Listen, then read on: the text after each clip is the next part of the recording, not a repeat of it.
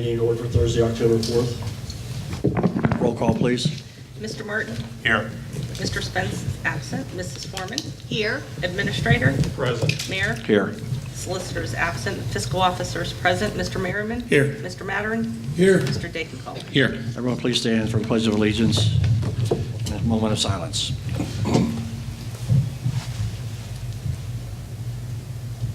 I pledge allegiance to the flag of the United States of America and to the republic for which it stands, one nation, under God, indivisible, with liberty and justice for all.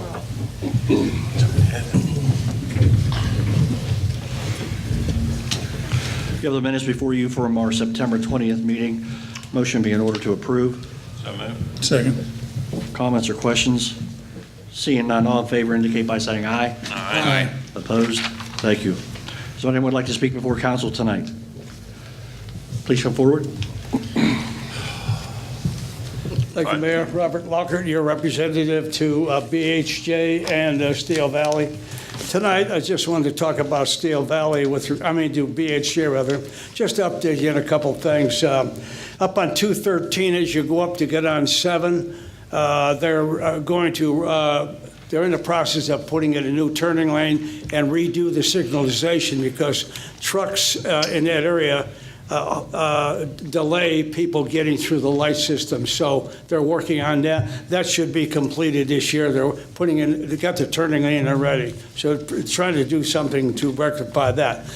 With regard to the new bridge, status of that, still Flatiron is still in the process of developing the bridge itself. And they're going to barge it in, and it'll be down the road somewhere, 2020, to get it done. With regard to Sunset University Boulevard and Route 7, that's about maybe 3 months away on completion. You get downriver as far as those two slides and that. The one on the north end is about 95% done. The one on the south side that was done, but the rock broke loose. They got that done. It's about 95% done, but that's projected for 2019 in June to get that thing done.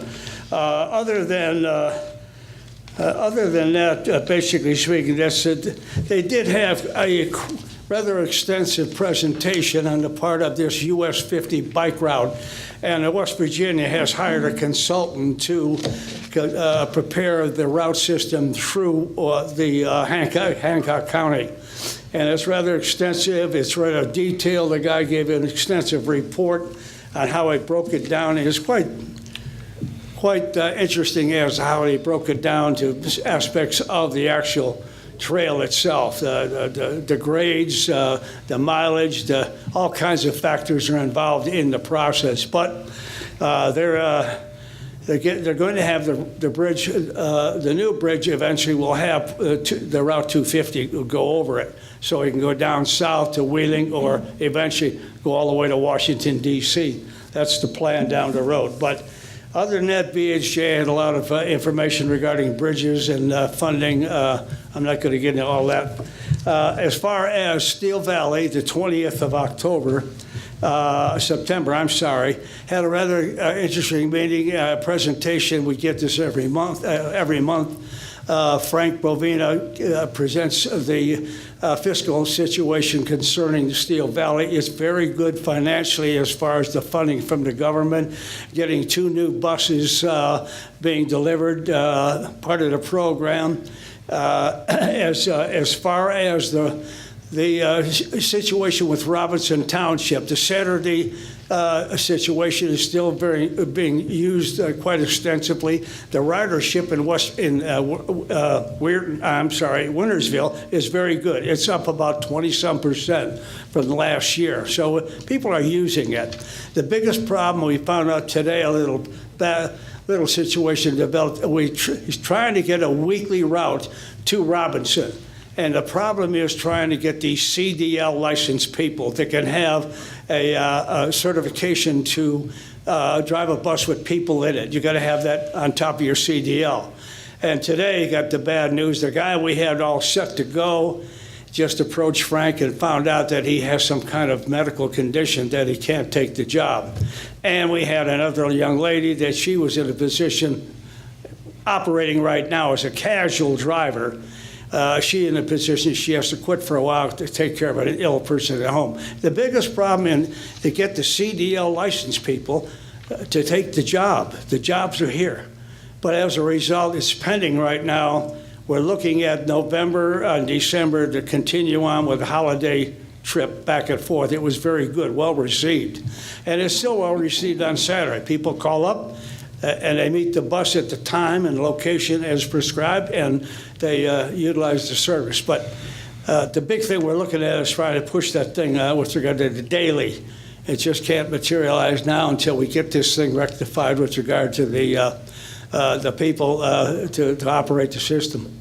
It's a very small real operation overall. They only got a handful, about maybe eight, 9 people to take care of the service provided. And the difficulty is trying to get people to work overtime when you got a union contract involved and all that. You can't get it done. But other than that, Steel Valley's doing well financially, budgetary. He presents that or below figures for this year. He's doing well with regard to that overall operation. And other than that, Frank Bovina now, he's the manager, and he's planning to retire at the end of this year. And I think we're in a process now of having to deal with that. We're looking for some things in the future with regard to getting a person in there that's qualified. But we'll see what happens down there. Other than that, it's kind of a synopsis of those two real quick. Any questions? When did you say that bridge was I'm going to be? sorry? The bridge, new bridge down coming across Wellsburg. You say that's going to be completed in 2020? I can't hear you. The bridge. Yeah, what about When is the completion date?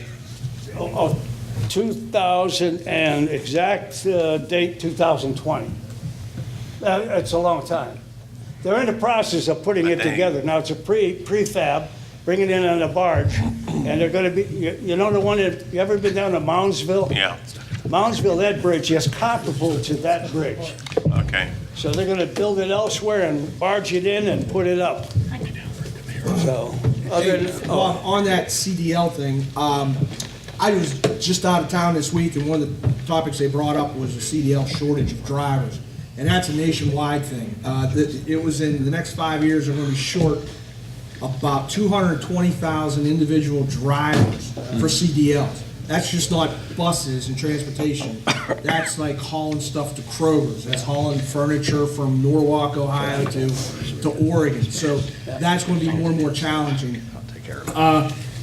The other thing they said is if you bring in an 18-year-old to drive a CDL, a lot of the insurance companies won't insure somebody until like the age of 23 or 25. Yeah. So that's another little hitch in the giddy up. Looking forward for CDL drivers. It's a challenge. down there, the minimum requirement is 21 with the CDL, plus the passenger accreditation, if you want to call it that way. But I mean, it's just a matter of, Eastern Gateway has a program. You see the trucks there moving around and driving. These young guys can get in there, and once they get in, they can get placement. There's no question about it. It depends if they want to get into the over-the-road, long-distance hauling. That means they got to get in. They may be gone for the week. They want to look at that. It's good money, but you got to acclimate yourself to that style. Tanker truck things, they're grabbing them left and right because they're locally, and it's a tough job, 12 hours a day. But the big thing is they just can't find the people that will accept this job because it doesn't pay a lot. They had a girl, he mentioned tonight, a girl from some big city. She came here, she had all kinds of credentials, but she wanted something like $30 an hour. And he said, we can't do that, you know. So that's a problem. They make good money, and they're in demand, so they can take the job or leave it, you know, and that's the hard part of getting things done here.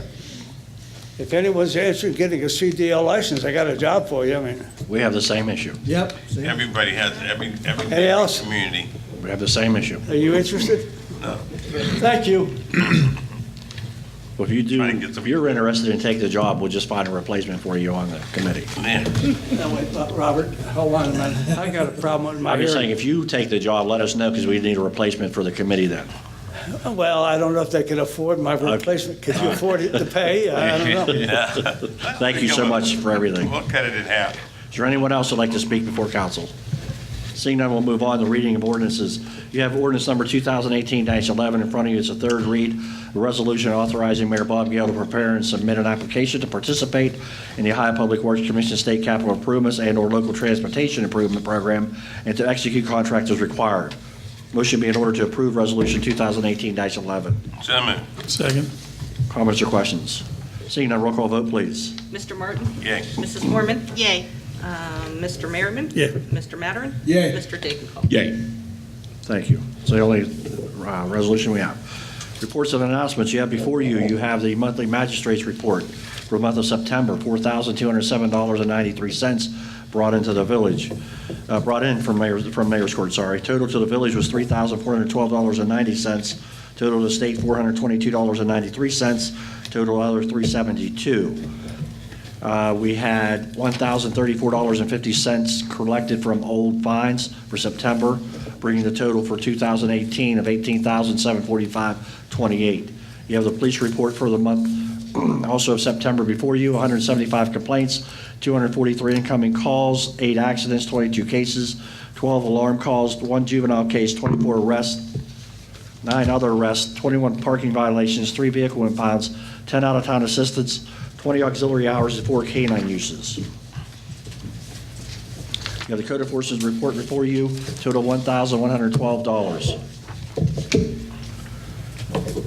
Make the announcement that the village offices will be closed on Monday in observance of Columbus Day. There will be no change in sanitation. Just to report back to council from the information that Mr. Kavanaugh brought up at the last meeting, the tree on Beechwood has been taken down, and it truly was a hazard. I spoke to the family that owned the property on the Friday after he had come here, and they had said they had no objections with it being removed, so that was taken care of by the village. Walt will talk about the paving here in a minute of that Beechwood. I'd like to ask council tonight to move the next meeting to Wednesday, October 17th instead of October 18th. Need a motion, please. So moved. Second. Comments or questions? Seeing none, roll call vote, please. Mr. Martin? Yay. Mrs. Mormon? Yay. Mr. Merriman? Yay. Mr. Mattern? Yay. Mr. Degenkolb? I'm going to abstain. I have a conflict in schedule that We'll day. vote no. What's You're that? allowed to vote no. I can say no? Yeah. I'm allowed to say Yeah, you no? are allowed. Or you can say, yeah, I'm not showing up. You can say, yeah, All right. Well, I don't want to get yelled at for saying no. Oh, never get yelled at. Oh, come on. That's why you're here. You ain't about that. Okay, thank you. You're welcome. Mr. Angel, and again, I think we spoke about this briefly, I just wanted to confirm, I think. We had talked about, we still have to go through the budget process, we still have to approve a budget. We need to do that, here in the next couple months. But I think you had made the comment about, with the auditors, that we would not approve the budget until the first of the year? I Well, think, what we'd like to, they're requesting that we do is pass a temporary budget and then March Okay. 31st. And that's required by Okay. state law. okay, we've always passed a Mike permanent always did a budget. permanent. So we're gonna do a temporary budget in December, and then, As of March 31st. Then we have to April do 1st. it. okay, all right, After what? What? March 31st, correct? Make it permanent? Yes, Okay. yes, okay, so just so council's aware, it does not mean we can hold off doing the budget process, we still have to do that. So, but it'll be a little bit different this year, so everybody's aware. Thank you. Yeah, thank you. Administrator. Just a couple quick items today. The Beechwood paving project is completed. A few little wrinkles with the base repair, the mud and lack of base underneath. We skipped doing the majority and added a ½ inch of top. It's a very nice job. The curbs, we've already had 2 complaints of speeding. I think we have the speed sensor over there now. They were charging it up. I didn't see it there yet. Okay, that's, I'll remind Tomorrow, Mary. yeah. And then we also had one request for speed humps in there. And as I told the gentleman, it's essentially a dead-end street, so Doesn't qualify. Beechwood. And the people speeding probably live back there, so that's what happens when you have a smooth road. I was speaking with Mr. Mattern earlier on 109 Cross Street. He had his drains coming out, and we put a nice little curb there. Well, the water's not coming over the curb. So he had it draining out onto the road, which is fine, but we need to go back over there and look at that. Okay, So if we can have Perry look at that tomorrow, okay, so all the water doesn't pond up in his house, got it. correct? That's correct. The guy was very polite, very nice, very appreciative of the job we went through, and I think it's a quick, easy fix. It just needs some curbing to help collect it from going through his driveway back out. Okay. Our restroom project is moving somewhat slowly, but they finally did get the floor slab poured and started the framing, so they indicated once they started that framing, it should move a lot quicker. We did have a change order on the electrical to bury it underground instead of AEP wanted to put 2 or 3 poles down through there, so we went back to the state and had that changed, and so that'll proceed. That should be working pretty good. The only other item I have is a request. There's, over in the Woodland Park cul-de-sac, there's 3 dead trees over there. 2 of them are smaller. The other one is up in the power lines, and there's numerous branches have been falling down over there. We have a quote for $1,000 to take care of all 3 trees, and I'd like to get approval to move forward with that before there's some other damage done over there. You need a motion? I'll make that motion. A second. Comments or questions? Seeing none, roll call vote, please. Mr. Martin? Yay.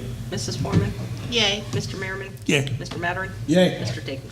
Yay. And that's all I have now. All right, I did skip one other item to the house on Beechwood and the house over on, was it Ellsworth or Rockledge? What's Ellsworth. Ellsworth. Those 2 houses, I asked Mr. Martin to reach out to the contractor that's going to take those down, and he said those will be down by the end of the month.